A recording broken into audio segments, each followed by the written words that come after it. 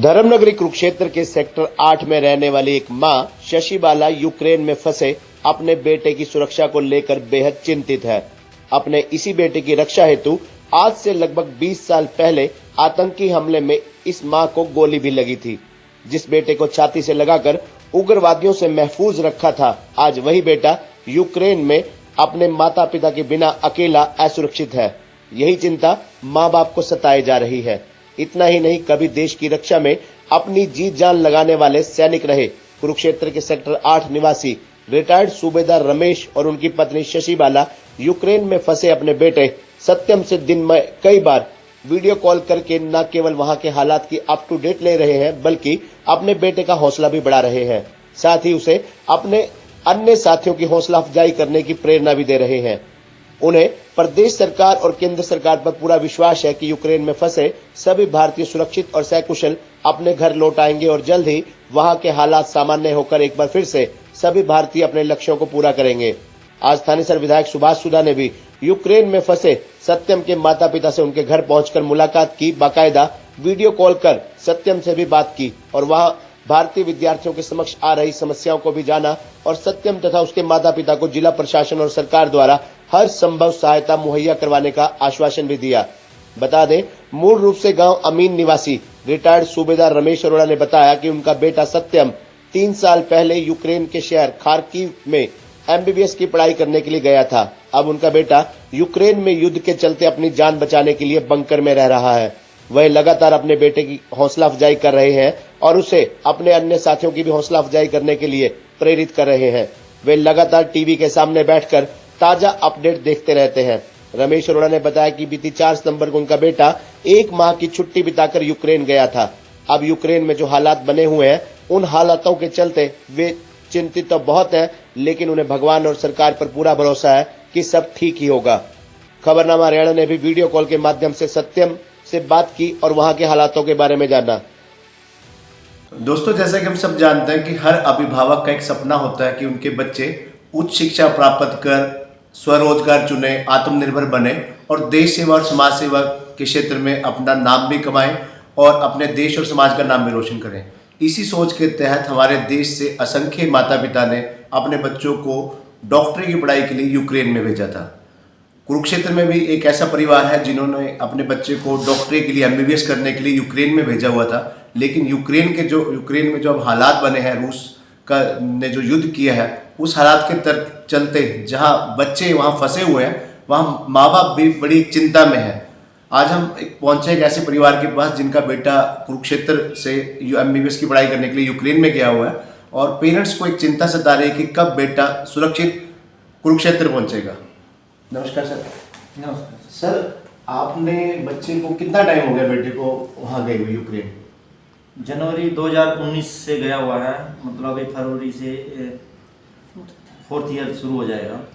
तो इस समय जो हालात बने हैं उस हालात में बच्चे से लगातार बात हो रही, बेटा सुरक्षित है, कोई दिक्कत तो नहीं फिलहाल?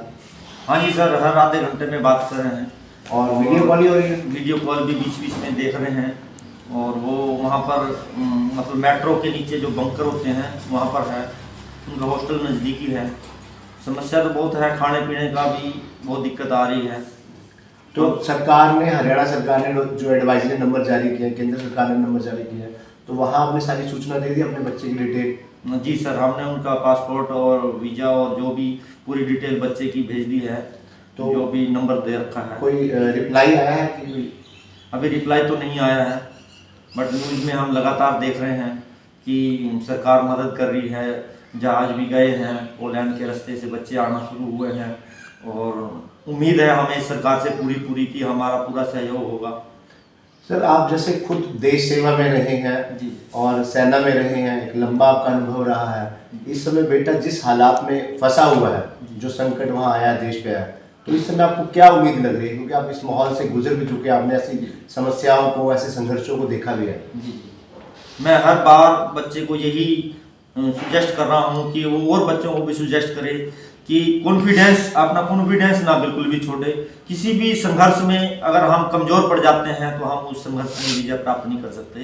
तो ऐसे संघर्ष तो हम देखते ही आए हैं और हमें सरकार से भी उम्मीद है कि वहाँ से बच्चा सेफ आएगा, जरूर आएगा, पूरी उम्मीद है। और ऐसे संघर्ष तो ज़िंदगी में होते रहते हैं। और बस यही उम्मीद है कि बच्चा जरूर आएगा। और अपने आप को सेफ कैसे करना है ये हम उसको यहीं पर ही गाइडलाइंस दे रहे हैं कि ऐसा अगर बमबारी होती है तो क्रोलिंग हो करके या आड़ ले करके या बंकर में घुस कर करके, या कोई ऐसा बाहर का व्यक्ति आपको ले जाता है खाने के लिए, हम बिना खाए पिए कई दिन तक रह सकते हैं। मैं उसको बार बार यही कॉन्फिडेंस देता हूँ, लेकिन अपनी जान बचा के ही रखना है। तो मैम जैसे आप माँ हैं, माँ का दिल बड़ा कोमल होता है, बेटे की हमेशा चिंता रहती है। इस हालत में पिता तो एक मजबूत है, फौजी रहे हैं, तो ऐसे में लेकिन माँ चाहे जितनी मर्जी लीडर कर लो, कहीं ना कहीं दिल होता है माँ का बेटे की चिंता को लेकर। इस समय आप खुद को कैसे मजबूत कर रही हैं और बच्चे को कैसे मजबूती दे रही है? सर आप बिल्कुल सही कह रहे हो, माँ का तो एक दिल होता है, लेकिन हमारे साथ 2001 में भी एक हादसा हुआ था। हमारे ऊपर मिलिटेंट अटैक हुआ था और तब भी मैंने बहुत ही बहादुरी से अपने, ये मेरा जो सतसागर बेटा उस समय 3 साल का था, उसको मैंने सीने से लगा के क्रॉलिंग करते हुए सेफ एरिया पे पहुंची थी। और वहाँ पे मुझे सेफ एरिया पे पहुँचते पहुँचते मेरी कमर में 2 बुलेट आर पार हो गई थी। तब से बहादुरी का जज्बा हमारे दिल में है और मैं बेटे को भी बार बार यही सुजेस्ट कर रही हूँ कि बेटे तू एक सैनिक का बेटा है और बिल्कुल भी घबराना नहीं और बिल्कुल सेफ तरीके से अपने हरियाणा में कुरुक्षेत्र में आना है। और बेटा भी और बच्चे जो जैसे रोते हैं उनको सांत्वना दे रहा है, कहते हैं अगर हमें मरना भी पड़ा तो खुशी खुशी मरेंगे, तो लेकिन घबराना नहीं है, हम एक सैनिक के बच्चे हैं, सैनिक का बेटा हूँ। वो भी ये इतनी बहादुरी दिखा रहा है, उसको देख के हम भी खुद बहादुर हो गए हैं। तो कहीं ज़्यादा भावुकता बार बार तो नहीं आती कहीं, एक क्योंकि माँ का दिल है, कहीं ना कहीं बच्चे की चिंता भी है। चिंता तो बहुत है सर, मैं तो बल्कि हरियाणा सरकार से और भारत सरकार से भी अपील करती हूँ जितनी जल्दी हो सके हमारे बच्चे को सकुशल, सभी बच्चों को, जितने भी भारत के बच्चे 20,000 फंसे हैं सभी को वापस भेजे। चिंता तो अपनी जगह बिल्कुल ही जायज़ है। तो सर जैसा आपको लग रहा है, जो हालात बन रहे हैं इस समय हरियाणा सरकार और केंद्र सरकार द्वारा जो प्रयास किए जा रहे हैं, क्या आप उससे संतुष्ट हैं? मीडिया तो बता रहा है सर, न्यूज में भी देख रहे हैं हम कि सरकार भेज रही है। एक्चुअल ग्राउंड में बात हो तब पता लगे, अब ये तो हमें मालूम नहीं है ना सर ग्राउंड में क्या हो रहा है। क्योंकि आपकी जानकारी में और भी बच्चे होंगे जो आपके बेटे के साथ वहाँ गए होंगे, चाहे हमारे जिला से हो या हरियाणा से हो, तो वो भी आपके संपर्क में है, उनके अभिभावक? हाँ जी सर, 1-2 अभिभावक हैं हमारे संपर्क में। और जहाँ पर ये बेटा खारकी में है, वहाँ खारकी में अभी तक गवर्नमेंट की कोई वो नहीं पहुँची है, कोई वो अपना भारत सरकार से जैसे बता रहे हैं कि जहाज गए हैं, वहाँ पर इस टाइप का बच्चा बता रहा है कि कुछ ऐसा आया नहीं है, वहाँ पर कोई मैसेज नहीं आया, कोई न्यूज़ नहीं आया, एम्बेसी से भी कांटेक्ट नहीं हो पा रहा है। मैम बच्चे से डेली कॉल हो रही है, वीडियो कॉल हो रही है? हाँ जी सर, हर 10 मिनट में व्हाट्सएप मैसेज हो रहा है, वीडियो कॉल हो रही है, हर आधे घंटे बाद हम फ़ोन करते रहते हैं बच्चे से। तो जितनी बातचीत हो रही है तब उस हिसाब से तो सब कुछ ठीक ही है, मान सकते हैं? हाँ जी, अभी तक तो पूरा कोई चिंता वाली बात नहीं, अभी तक फिलहाल सही है। अभी वो मेट्रो स्टेशन के बेसमेंट में सेफ हैं। बाकी वो बेटा बार बार हमें भी सांत्वना दे रहा है कि मम्मी पापा आप चिंता मत करिए। कई दिन से जो ये हालात बने हैं, क्या जिला प्रशासन की ओर से, कोई राजनेता की ओर से कोई आपके पास आया, कोई ऐसी कोई बात लेकर, कुछ सुनने को लेकर, कोई मदद को लेकर? नहीं सर, बल्कि हमने कल MLA सर को भी फ़ोन किया है, वो मीटिंग में थे, वो उठा नहीं पाए। उनके PA ने कहा मैं थोड़ी देर में बात कराता हूँ, लेकिन बात उन्होंने नहीं कराई। तो सर इस समय कोई केंद्र प्रदेश सरकार से कोई आपकी मांग हो? बस सर मांग यही है कि बच्चे, सभी बच्चे, हमारा ही नहीं, सभी बच्चे, हमारे बच्चे, हमारे भारत के बच्चे हैं, सभी कुशल आए और सभी प्रयास करें। सिर्फ कहने से ही मात्र से नहीं होगा, हमें एक्चुअल ग्राउंड में उतरना होगा और सभी प्रयास करना होगा। अभी तक फर्स्ट टाइम खबरनामा समाचार ही हमारे पास आए हैं कि जो हमारे दिल की जो बात सुनने आए हैं, हमारे सभी लोगों को मतलब बताने के लिए आए हैं।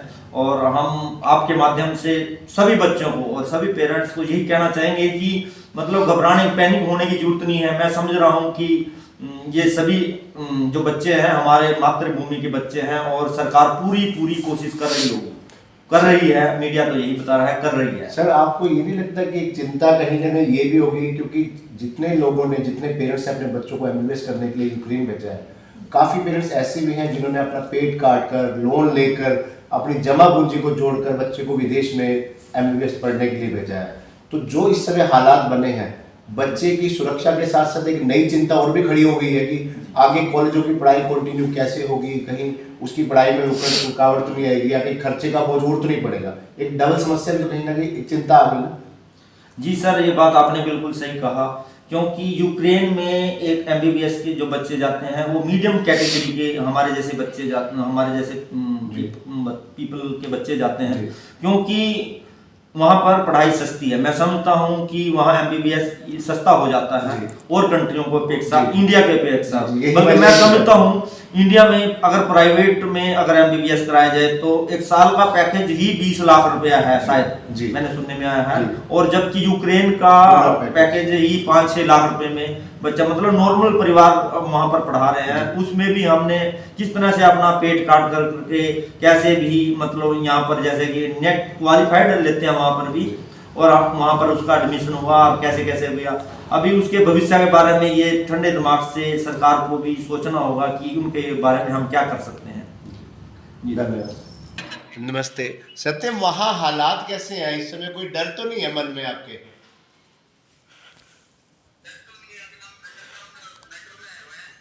मतलब अच्छा, जिस जगह पे आप हैं वो जगह तो सुरक्षित है ना?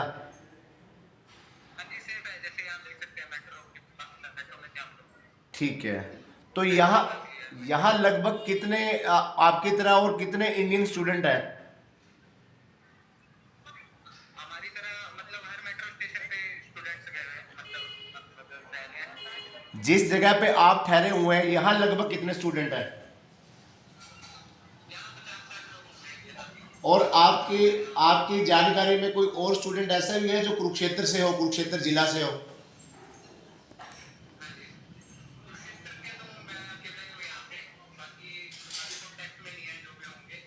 तो इस समय भारत सरकार की ओर से आपको कोई राहत मिली है कि कोई मदद की आश्वासन मिला हो कि आपको जल्दी वापस भेज देंगे, इंडिया जल्दी जा रहे हैं? क्योंकि जैसे डेली खबरें आ रही है ना यहाँ पे कि आज भी 417 बच्चों की फ्लाइट जो है इंडिया वापस आ रही है रोमानिया के रास्ते, तो आप लोगों को कोई ऐसी सूचना मिली है?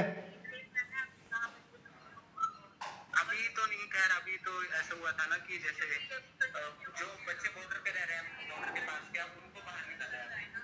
अच्छा, कम से कम 15-16 घंटे रास्ते हो गए यहाँ से बॉर्डर, तो बॉर्डर पहुंचने में दिक्कत भी बड़ी आ रही है ना, क्योंकि अंबाला के ना काफी पेरेंट्स ऐसे हैं जिन्होंने ये मांग की है भारत सरकार से, हरियाणा सरकार से कि बॉर्डर तक पहुंचने में दिक्कत आ रही है बच्चों को। तो वही दिक्कत, सच में दिक्कत आ रही है बॉर्डर तक जाने में? अभी तो ऐसे है ना, बॉर्डर तक पहुंचने में एक तो टाइम लगता है, दूसरा वो ट्रैवलिंग अभी सेफ भी नहीं है बॉर्डर तक जाने के लिए। ठीक है, तो खाने पीने की कोई दिक्कत तो नहीं आ रही? खाने पीने की दिक्कत आ रही है कोई? खाने पीने की दिक्कत आ रही है? खाने पीने की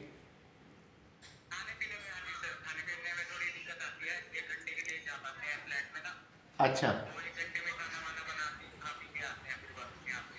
ठीक है, चलो होपफुली लो आप कर सकते बात।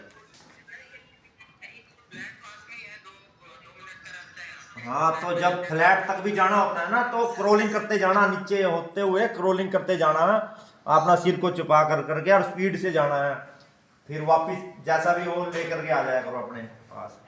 अभी कितने दिन का राशन है तुम्हारे पास?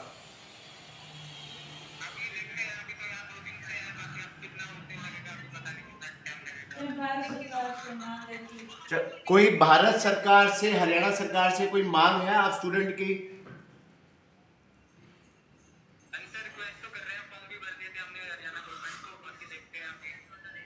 ठीक है, चलो सत्यम, अपनी क्योंकि आप एक सैनिक के बेटे हो, अपनी हिम्मत बनाए रखना और औरों की भी हिम्मत बनाए रखना।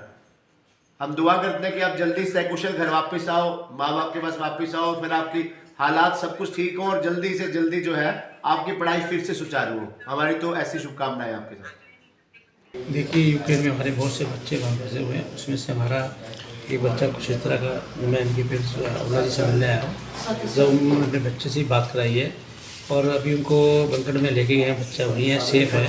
बच्चों से मेरी बात हुई है और मैं उनका पूरा अभी डिटेल लेके आदरणीय मुख्यमंत्री जी, एमएससी सब जगह हम बातचीत करेंगे जिस तरह से भी मदद हो सकी भारत सरकार से पूरी करवाने की कोशिश करेंगे इसमें। जिस तरह से बेटा गुहार लगा रहा है इंडिया आने के लिए, भारत आने के लिए, तो पूरी मदद की जाएगी विधायक जी? बिल्कुल, उस गवर्नमेंट में टच में है। गवर्नमेंट ने अपना एक पोर्टल भी खोला, उसके अंदर भी इन्होंने अप्लाई किया है। बाकी अभी मेरे को जैसे पता लगा, मैं तुरंत यहाँ आया, तो अभी पूरा मैं भी अपनी तरफ से इस पर जो भी इशू है उसके ऊपर पूरी बातचीत हम करेंगे। तो बेटे की सेफ्टी के लिए हमें बहुत कुछ करना चाहिए, हमारा कर्तव्य बनता है। इसके लिए हम ऊपर मुख्यमंत्री से बात करेंगे, ऊपर प्रधानमंत्री तक इस बात को, और एम्बेसडर को भी इसके लिए हम अवगत कराएंगे। अभी मैं इसके लिए डिटेल लेके अभी मैंने मैसेज किया है।